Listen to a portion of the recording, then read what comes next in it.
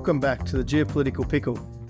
Today, we're joined by published author and geopolitical analyst Miloš Danjovic and executive producer of the Geopolitical Pickle, Alex Perry, as we attempt to discuss this difficult topic. So over to you, Wanfrey. You can tell us exactly what we'll be talking about today. Thank you very much, Ronan. How are you guys doing? How are you, Miloš? Great. As always, glad to be here. Wonderful. How are you, Alex? Yes, good as well. Thank you for having me. Well, thank you guys for coming. How are you, Ronan? You recently published some... you're everywhere right now. Hey, you can find me online. I think we should do just one episode on how Ronan is succeeding in life. Mm-hmm. Okay, well, as you rightly mentioned, today we're going to be discussing a really tricky topic. We hope to not harm any sensitivities with it, but it is a sensitive topic. It's unrecognized states. There are many states around the world that don't have full recognition of the every other state. In the end, as some thinkers have put it, becoming a state is being in the Champions League of international relations. And it's a condition that many entities aspire to have because it allows you to enter in certain relations with other states. It allows you to have certain things that we will discuss about. We would like to start talking about what are the conditions that make some political entity a state. And these are more or less established in the Montevideo Convention of 1933. They are having a permanent population, having defined borders, having a government, and having the capacity to enter into relations with other states. These are really basic conditions for any political entity to become a state. However, as we will talk about, there's many entities that have these qualities. However, they are not recognized states. On the other side, there are entities that don't have these qualities and they are recognized as a state. And for example, they are members of the UN. And so let's have a little bit of a talk about it. Miloš, could you please explain us a little bit what is the difference between having internal sovereignty and external sovereignty? Yes, like you said, these all conditions for recognition we can divide into two big major groups. First is the internal sovereignty. There, of course, first you start with well-defined borders. Then again, you need to have permanent population. And also you need to have institutions or some other means to control that population and to have functioning economy and all that. So that would be like foundation for any state to have like your internal stuff under control. And after that, you can go and seek for the external sovereignty, or in other words, to be recognized by the other states with whom you can enter like law-binding agreements and just in general to keep relations with other states. Importantly to know, only states, for example, can be members, or usually only states can be members of international organizations, for example. Mm-hmm. Actually, only states can be members. Other organizations or other institutions, it can be international organizations, or they can be cooperation of companies or whatever. It can be observers or can have a voice, but not a vote. For instance, the UN is probably the most prestigious of tables for states to sit at, and also the most exclusive. We've only seen one country actually go into the UN in the last 2 decades, which was South Sudan. And so that is like the epitome for a statehood. For if a country is seeking recognition, they want a seat at the table at the UN. So there's 193 recognized states at the UN, and then there's a lot of other countries that might have recognition at various degrees, but without that seat at the table of the UN, they feel like it often lacks legitimacy as an international player, I think. Yeah, I think this is why there are some people that argue maybe like the recognition isn't so important if you have your internal affairs in order, like Taiwan, for example. Obviously, like they have relations with other states and things like this, but at the end of the day, they're still lacking some things that other states get, and it's more difficult for them sometimes to participate because they don't have that full external recognition. For example, entering international treaties, it is a problem because if you're not recognized as a state, you cannot enter, for example, in the Treaty of Non-Proliferation. You cannot, unless you're considered it. Any UN designated treaty, exactly. You cannot be a signatory to. You can say we adopt it, but you can't actually sign a document. Exactly, but you are not in the signer. Like, exactly. Show up in the signature and be like, hey, I signed it. You cannot do it. Okay, then precisely with what you talked, Alex, it's about the importance that we give to that international recognition. So there are two main theoretical frameworks, theories that more than theories is there's two concepts, there's two ways of understanding this international recognition. We can have the declarative theory and the constitutive theory.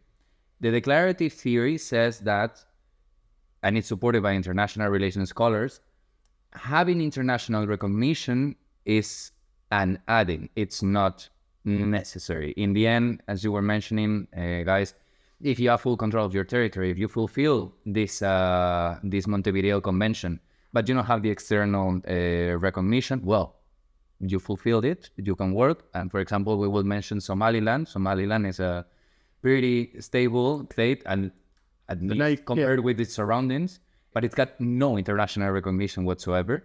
But it fulfills the Montevideo Convention. Yeah, so, which I said, those countries would be called de facto states that have everything like a state, just they're missing the international recognition. Exactly. And that's why I would debate any of these. The international scholars that say that this is the most important thing, is just having these state-like functions. I think it's the opposite. I think the most important thing is actually just having the external recognition, which is part of the constitutive theory. Exactly. The constitutive theory says that you have to be recognized by your peers as one of the people at the table, basically, in the club of statehood. And as you said, Somaliland is a good example of a declarative state. It's got functioning institutions. It's got very clearly defined territory. It's got much better control over its territory than its parent state, Somalia.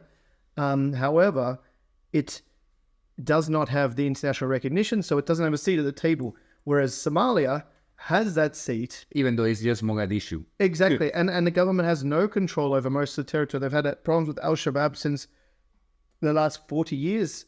We see, like, Black Hawk Down, that was based in the 90s, where America was fighting on behalf of the government in Somalia. And that conflict's still going on now, that Al-Shabaab still controls vast areas of the territory. So Somalia doesn't actually even fulfill most of the criteria for statehood. The only criteria that they categorically fulfill is that they're recognized as a country by everybody else. And so that, in my opinion, that by far is the most important, because no matter what, they still have a seat at the UN. No matter what, they still able to negotiate to have the US come in and support the government and do these things, which they won't, which other countries won't necessarily do with countries that are not recognized as states. Okay, then let's dive a little bit onto that. Why does Somalia, for example, have a recognition and Somaliland doesn't?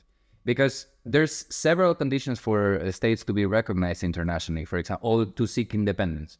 We know that, for example, a genocide happening against your population is a good position to start for trying to get independence. Being basically bullied in a violent way, in a physical way, in an economic way, or whatever, it's a good way to start a movement of independence where you can try and get international support. But that's not definitive. Palestine is an observer state of the UN, even though statistically the Israeli government has been taking over land progressively of technically agreed in 1967 Palestinian territory. So this doesn't really fit. Like, when you want to put a theory, it doesn't really fit in the theory. What is the most important part then for becoming independent for you?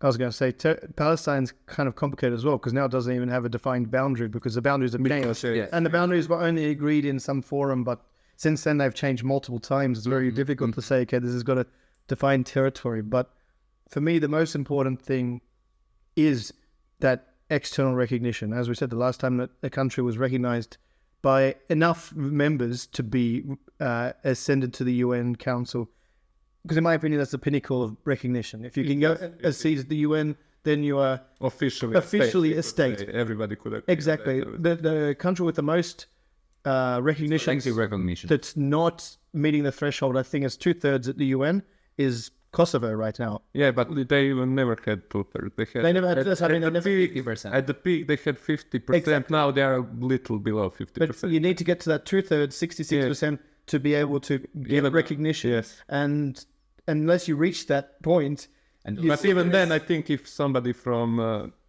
Security Council puts veto, I think still maybe we're not be able to enter it, although I'm not sure about this. So, but it is, like I said, you mentioned what is the best way. I would say the best way is to have strong allies that will diplomatically fight for your cause.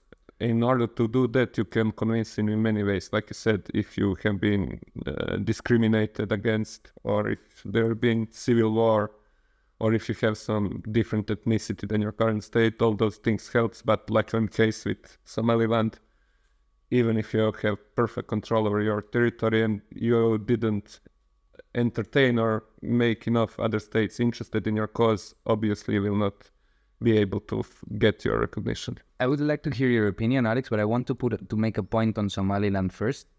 And it is interesting to see that Somaliland hasn't actually looked for that much of recognition. We see states with much less control over their territory, with worse conditions, seeking for that international recognition as a primary thing, whereas Somaliland, like most of our listeners, will be like, what is Somaliland? Where Somaliland is located in the northwest part of Somalia, and it's administered independently from the country. I just wanted to That's like the only stable part within Somalia. And that's a good point by explaining. You see, like most of people have heard for Somalia, but for Somaliland, not enough. So Somaliland isn't represented at the Olympics, for instance. Like this is another thing, like where you get the opportunity to see. where Taiwan, for example, is Chinese Taipei.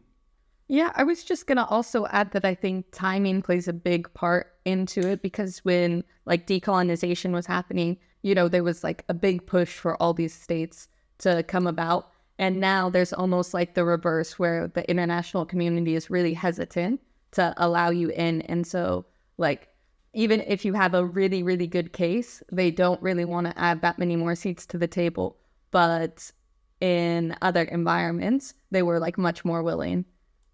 For example, it is true that during the biggest enlargement of statehood in the world, or like states in the world, is after World War II, where they're supposed, and this is where I wanted to get before, where they're supposed from the two superpowers for these countries to be independent. Because the USSR and the USA may have nothing in common, but they have one thing in common, and is that they wanted the colonies out. They wanted all the European countries to liberate to free their colonies, and so they became independent states. That comes with a problem, and that comes with a problem to fulfill the Montevideo Convention. For example, those boundaries, those defined borders, yes, they are clear, but they are established in an artificial way. Therefore, what we'll talk about now, and it's probably also what you're going in, one of the reasons for not accepting more states nowadays is this fear of endless fragmentation. That if you want, actually, could you explain us a little bit what it consists in? Yeah, I think the idea really became popularized after like the breakup of Yugoslavia and the fall of the USSR. And it was like, oh my gosh, all these countries with like some different ethnic groups or different issues, they're all going to start breaking up into many, many other states. And slight worry about how viable some of these places are and some of these states will be. And so they wanted to put it into it and say like, okay, whatever your problems are, make it work with the borders you have, I think is kind of the idea. So with this, the problem that we have is that there's countries where the government, for example, which is one of the main criteria, cannot really extend its power through its borders. Maybe they keep the power on the capital, as we were mentioning before. Somalia is a good example with Mogadishu, although even Mogadishu has its problems. But yeah, and then like just going on more on decolonization, because I think that was a huge process whereby a massive amount of states were created in a very small time frame. But as you said, they were drawn up around colonial borders, which had nothing to do with the different ethnic groups that inhabited the land. So a really good example of that is the DRC, where the country is divided around the Congo Basin, and it's a massive country. It's absolutely uncontrollable. Like the people from the east of the DRC cannot exactly, really and the capital is in Kinshasa on the west, right next to Angola. It's not that far from the coast, from the Atlantic Ocean, but then the other side is across this insurmountable jungle, and it's basically self-administered. There was breakaway regions. There was Catania in the 1960s, which was shut down basically by UN and US troops from being a viable breakaway region. But it's because of these colonial borders that you can't actually separate that into two countries, which would actually make much more logistical sense, because then you could have a region administrated by somewhere in that region that actually has connection with that region, and say for the east of DRC, it would make much more sense as a separate region to negotiate with Rwanda, with Tanzania, with Kenya, with its actual neighbors on that side, rather than sending everything that comes from there across the whole country, across the Without proper means of transport. without proper means of transportation to the ports on the Atlantic Ocean. And this is why it's super expensive. It's super dangerous to operate in the DRC. It's I think these borders have given rise to huge areas of ungoverned spaces in the peripheries where the government, as you said, only controls the capital. So these spaces basically become black spots for insurgency groups, terrorist groups, and this has all come about because of the recognition process for Africa. So I think this is part of the problem that they try to avoid when they talk about fragmentation as well, although it would have been different in terms of ethnic homogeneity in Europe or something like that, as you say. But I think the problem though with like Africa is that I don't know, maybe you know, but like what would be a better system to divide these states, also now knowing that they've been running under these like administrative units for years and years and years. And so there's also like some attachment there and things like this. If you just do it by ethnicity, I mean, you would have hundreds, maybe even thousands of I don't disagree. states. I mean, how do you really like solve this problem now that we have it? Exactly. The problem was the start. So Yeah. the cat's like out of the bag, so to speak. Like we are in a situation now where, as you say, these countries have been administered by the central region. There is sometimes opportunity for it to break away, but that would be in the vast minority of cases, I would think. For instance, in Mali, although the capital doesn't control much of and in Bamako doesn't control much of the periphery regions, there's no alternative viable place to separate that into two countries. It's just a problem with the weak statehood and this border that was drawn in the Sahara Desert where... In the middle of the Sahara Desert, Exactly. like the closest city to the northern border of Mali is got to be like 500 kilometers away. Like Timbuktu is 500 kilometers away from the northern border of Mali. you should come to Australia. But for example, with other states, and I would like to start mentioning a couple of them in that sense, there's examples of there's a big distance, political, ethnic, or physical in itself from the capital, and they try to reach this independence. And one of the aspiring states that we learned about a lot throughout our masters is Bougainville. Bougainville is in the east of Bougainville. Bougainville. Excuse my accent. Bougainville. We had a fundraiser for them in year 8 at when I was at high school. We had a fundraiser For them. for Bougainville. But you were supporting Papua New Guinea. You know, I mean, this was for our high school. Well, your high school was supporting... It was for like aid agency for Bougainville. It's only that time I ever heard of Bougainville until our class in the masters. I heard of Bougainville. Like, when I heard the first time, I was like, this got to be a fake state. So if you don't know what Bougainville is, do not feel bad I don't because feel bad, but go and look for it. It's in the east of Papua New Guinea. It's an island. And basically, it's been seeking independence since the independence of Papua New Guinea. And in 2019, there was a civil war until 2011, if I'm not wrong. And then in 2011, they agreed on a ceasefire or a peace deal. And they agreed that there was going to be a referendum in 2019. The referendum took place. 98% of the population. Actually, it's a really good example of wanting to be independent. 83% of participation. 97% of yes, we want to be independent. However, the Papua New Guinea government still not letting Bougainville being independent, particularly because they have, for example, they have one particular mine that at one point it represented basically half of the exports of Papua New Guinea. So it's economically important for Papua New Guinea. And it's also got the economic area in the ocean surrounding, because of the way that the law of the sea works. A lot of the economic areas of Papua New Guinea now would go to Bougainville, which has lots of oil and gas fields, I believe, for offshore oil rigs, which they make royalties from, even if other countries administer the. So that is an example of a country that tried to seek for its independence, had a referendum of independence, but is still not. There's funny enough a few in the converse, actually, where the UN wants a list of countries to become independent. They call it a UN list of non-self-governing territories. And it's a list of about 16 countries. It's mostly island countries. Mostly island countries with populations in the tens of thousands. The highest population one by far is Western Sahara. Mm-hmm. And the preposition with these states is that they were previously colonies and are now still ruled by the colonial Nawan, and should be given the opportunity to become independent.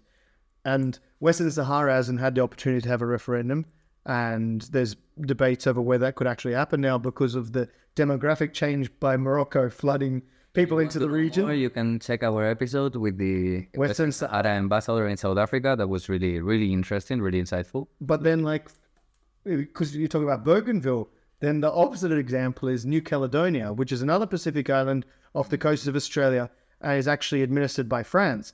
And at the moment, everyone that's born in New Caledonia has a French passport. It means they can travel to the EU, they can work in the EU, they get lots of money from France. And so the UN is asking them to become independent, and yet they have a referendum. It's like 98%, no, we don't want to become independent. There's many, actually, I think, if I'm not wrong, the countries that have these dependencies are the United States, Denmark, the UK, the Netherlands, France, Norway, Australia, New Zealand, and Chile. And at least in the French and the British, it's a colonial. It's a post-colonial, for the French, they're considered Département d'Outre-mer, which are departments of the Far Sea. Like Mayotte, yes, Mayotte or New Caledonia, obviously, Reunion. What's the name of this one in the Indic Ocean? I can't remember right now. There's one in the Caribbean as well. In the Caribbean, yes. In the Caribbean, there's a couple of them.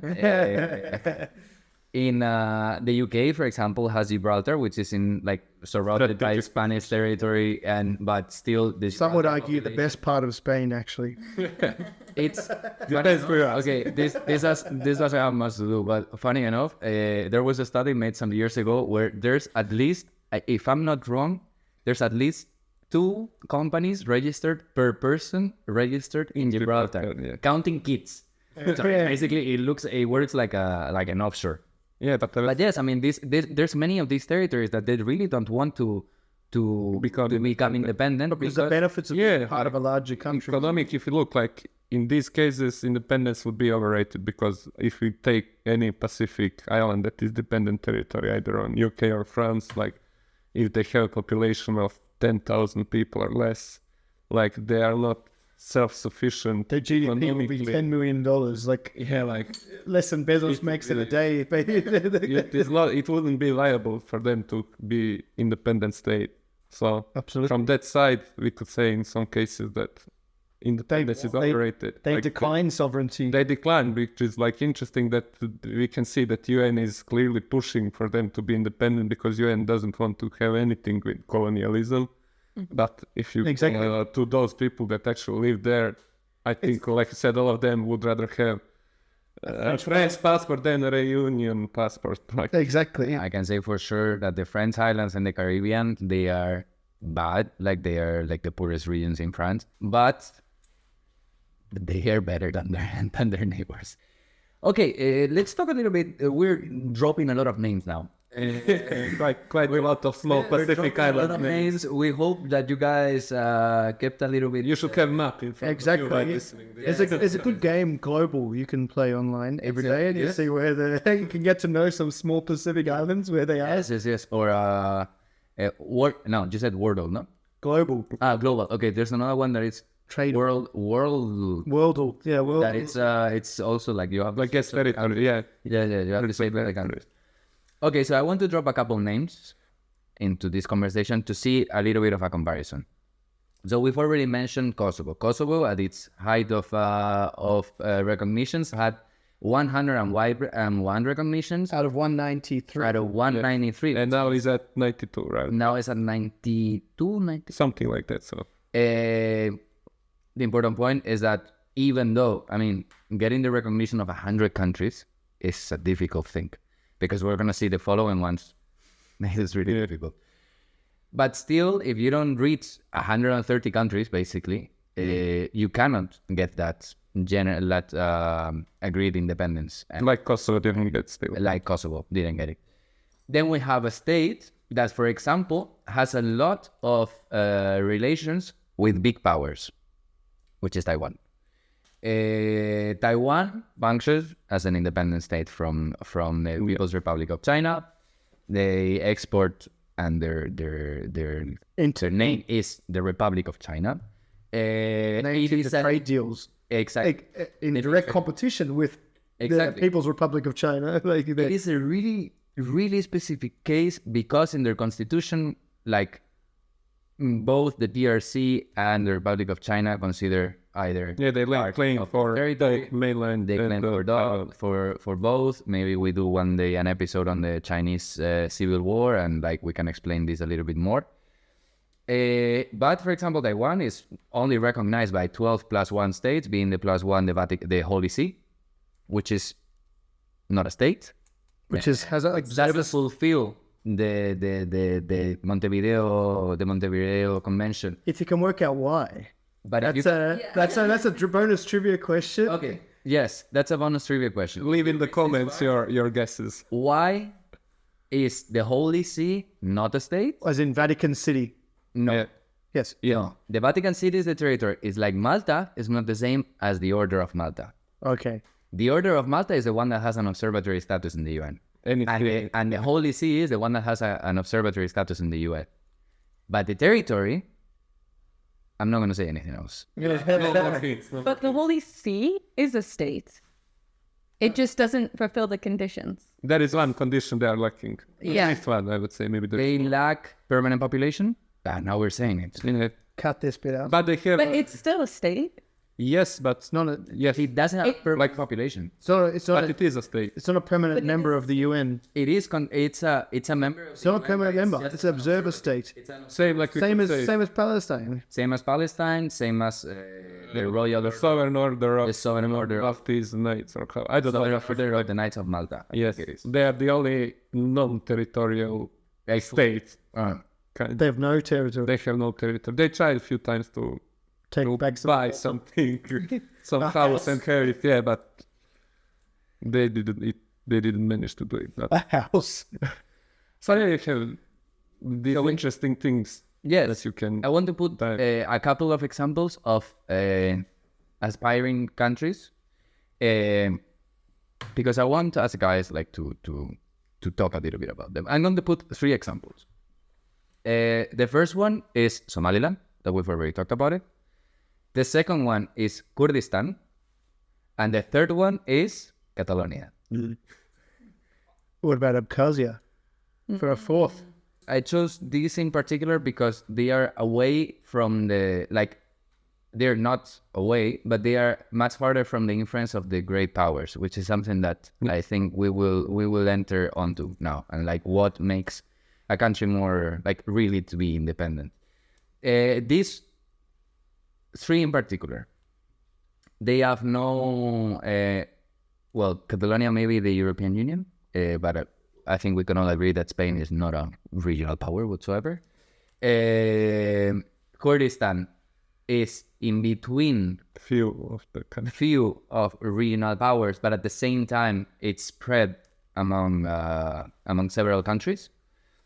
And Somaliland is far from everything.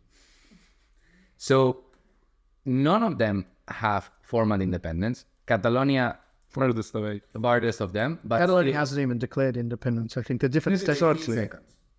Declaration of Independence, 15 seconds. Yes. In 2017 Uh, elections. It's I'm not gonna make a comment about 15 seconds.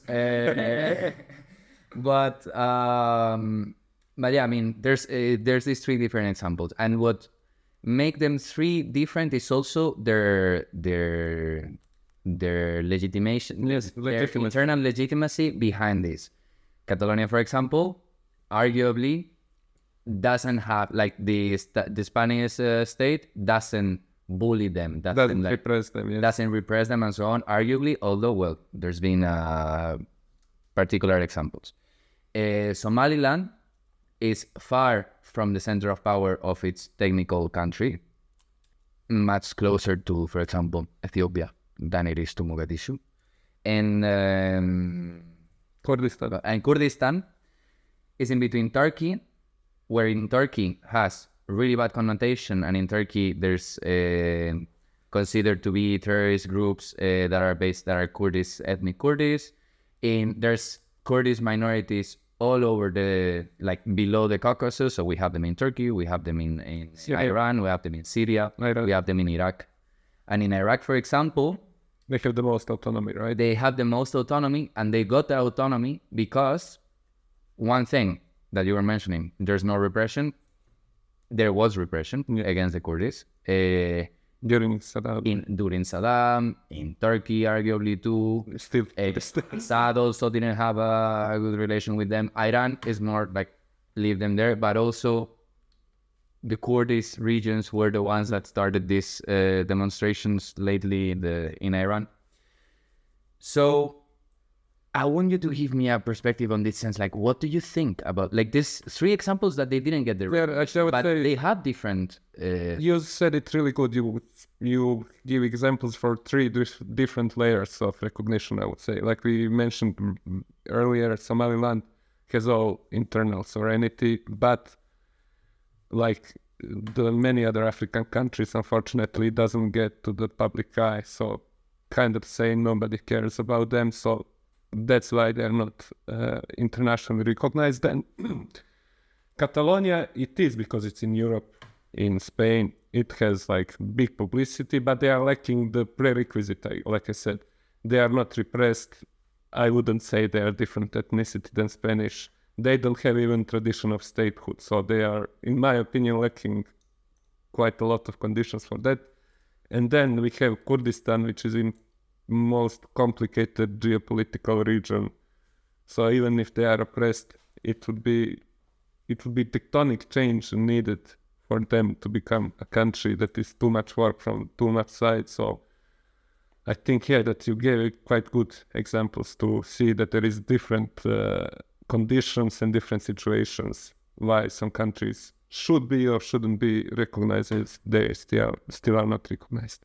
Yeah, I think Kurdistan is like my favorite unrecognized state. And one of the reasons is it ran an amazing PR campaign, like working side by side with the US to fight terrorist organizations. And like, if you want to be recognized internationally and the US is your friend, like that's a great pathway forward.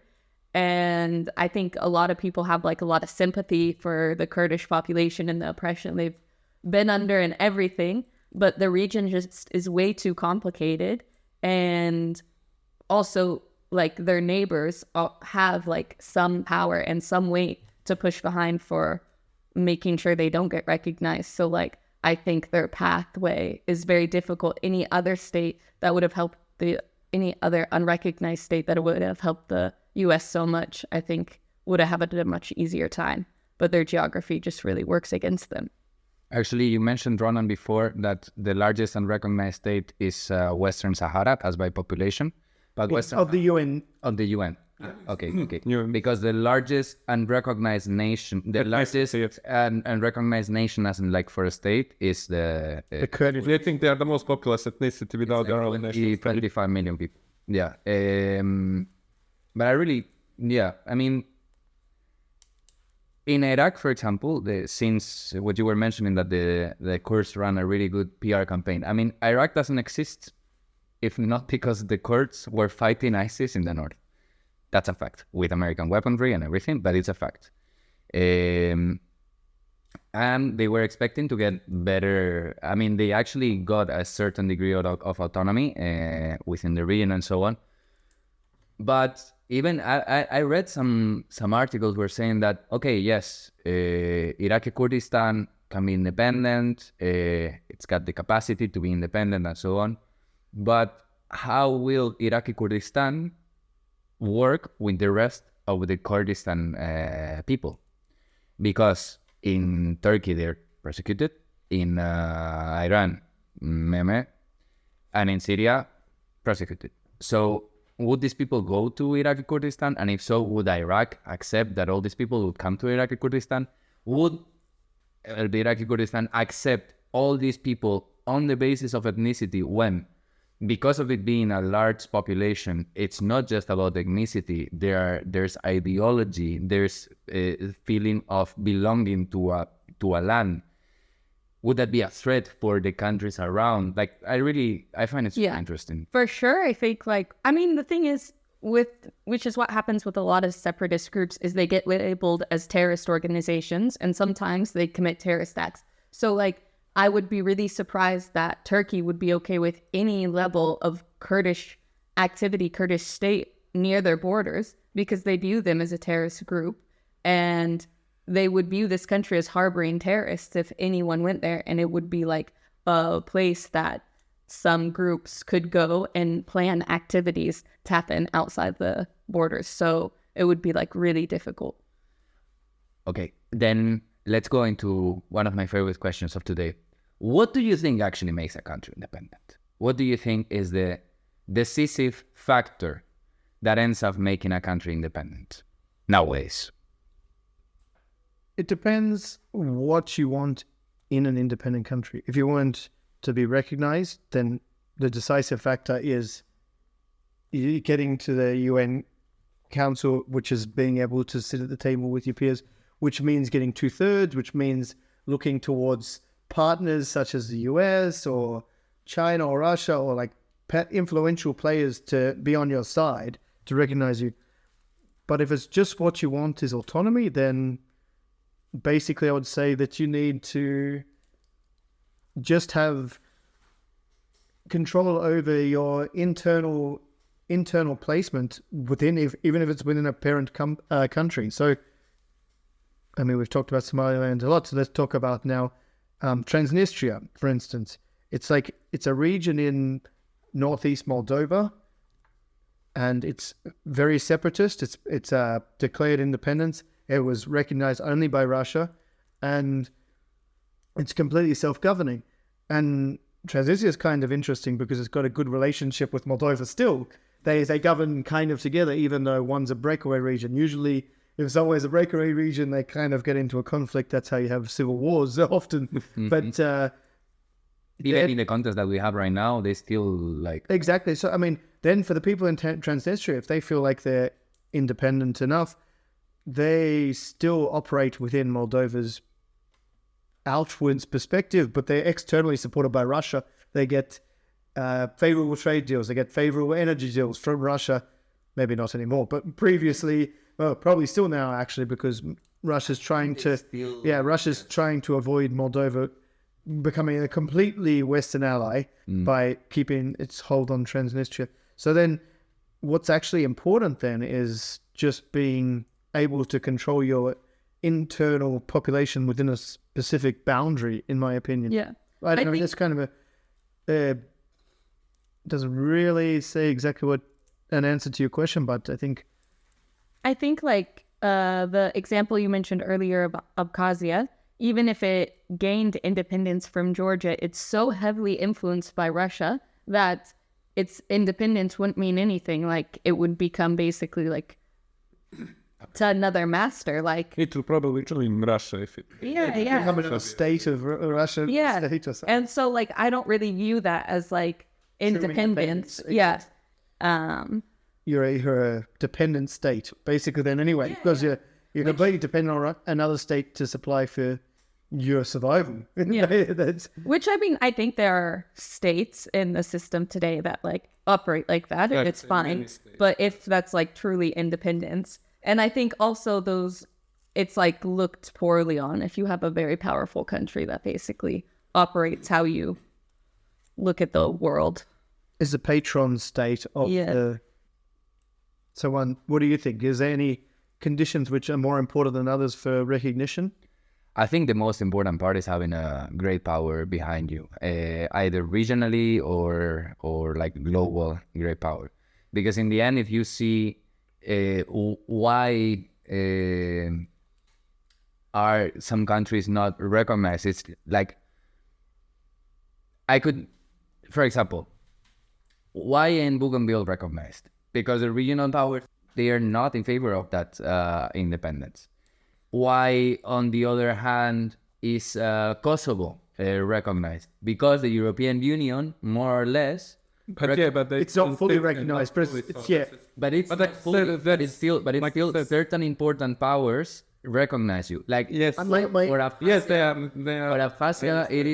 for Abkhazia, it is more or less enough for Russia to recognize them, because within the sphere of within Georgia, the one that needs to recognize Abkhazia as being independent is Russia. Yes, Syria.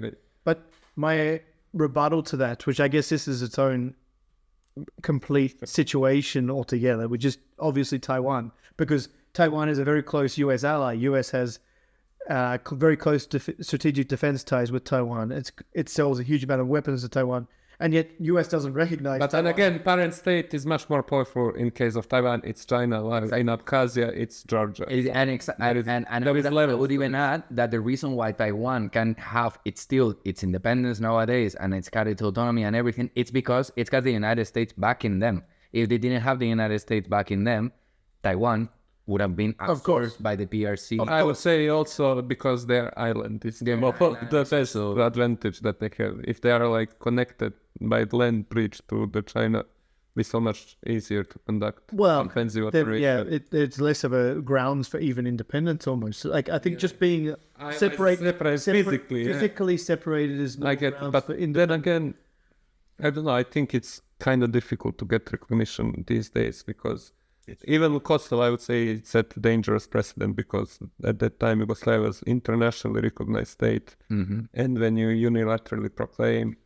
I think it gave ground that Western US and EU support Kosovo. It gave more ground and legitimacy for Russia to make new states of their own, as Abkhazia, as Donetsk People's Republic, and Lugansk. Although those ones are kind of farcical in their levels of absurdity. Just like you take over a piece of land, because I think it's been widely accepted that taking land by conquest is not an acceptable form of change in the international boundary. But then again, Kosovo kind of, you can look at it because there was NATO intervention, Albania sent forces. So but it was different, I think. It's like kind of disintegration of a union, whereas this is... Yeah, but it's a bit late. But Yeah, I get where you're coming from. Yeah, I understand it. It's kind of civil war. Yes, exactly. So, but still, I would say that there are same principle. You have outside country that is helping to take piece of land from already internationally recognized country. Like I said,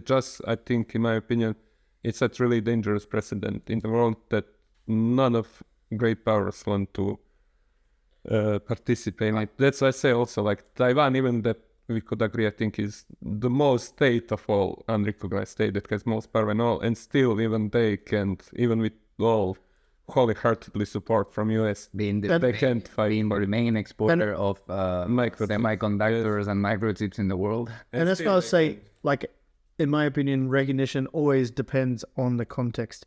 There's very few states which fulfill all the criteria now actually to be recognized. This century we've only had two, right? Yeah. Montenegro and then South again, Sudan. which was like and Montenegro, it's a specific part of dissolution of Yugoslavia. Exactly. Even if it came in peaceful terms, it was still, exactly Montenegro. because Montenegro at least it had 2006, but it had kind of at least some independence internally, because even in big Yugoslavia it was like federal republic, right? So there was some like legal regional autonomy almost beforehand. No, they were like there was maybe even presence, so like it was kind of federation of states already, so there was at least some infrastructure behind it.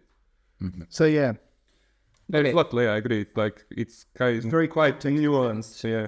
Do you want to add something on this, Alex? If no, good, then go to the next question. Let's go to the next question. Okay, then we've already talked about many things in this matter, and I would like to ask the last question. Then we're talking, and you guys put it really nicely, that it's really difficult to get independent. It's a fact. How the world is designed today, how it works, do you think it is better to seek for political independence or to seek for autonomy within a state? I want to start. I think it depends. But I think it depends basically on violence. I think it depends on whether if your parent state is actually applying violence and suppression on you. For example, I totally understand that Western Sahara, Western Sahara comes from being an independent country to being absorbed by Morocco. But I understand that they will never look for an autonomy because what they consider themselves an independent country from before. But other examples that we can have, and in Europe, there's many examples of places that they stop for independent, but in the end they end up getting more autonomy. For example, Scotland is a great example. Would it be better for Scotland to be independent, or would it be better for Scotland to be extremely autonomous within the UK?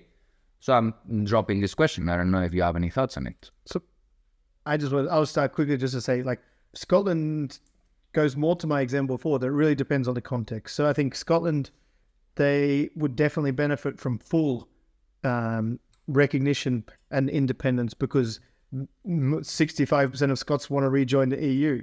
I mean, now the latest polls show that 60% of you British want to also, but that's maybe England should be independent from England. That's besides the point. Yeah. But Scotland could then go into those negotiations and look to join the EU as an independent country. As far as the UK cannot, they already are very independent in terms of self-governing within Scotland. They control most of the policy from Holyrood.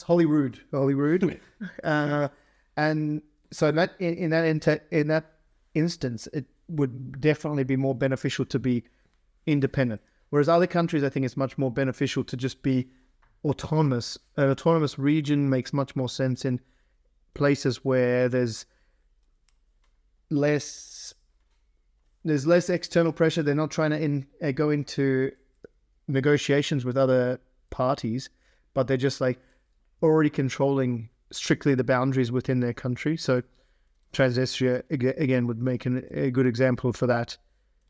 That's my opinion. I don't know.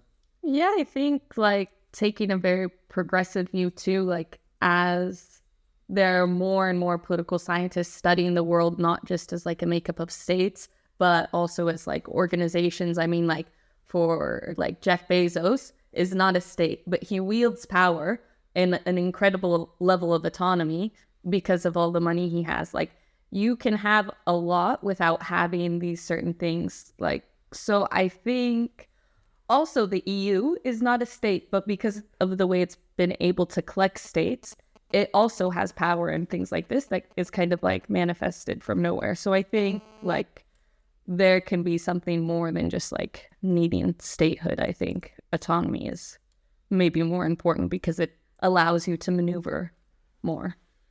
Yeah, and like I said, this question also could be formulated like we said earlier. Do you prefer internal sovereignty or external? Although I said like external is better, in this case, I would go and say autonomy is better for one simple reason, like we mentioned before, to get recognition today is quite difficult. And I think states or regions should take what's there available to them. So if they can get autonomy, I think it's maybe more than enough for many causes.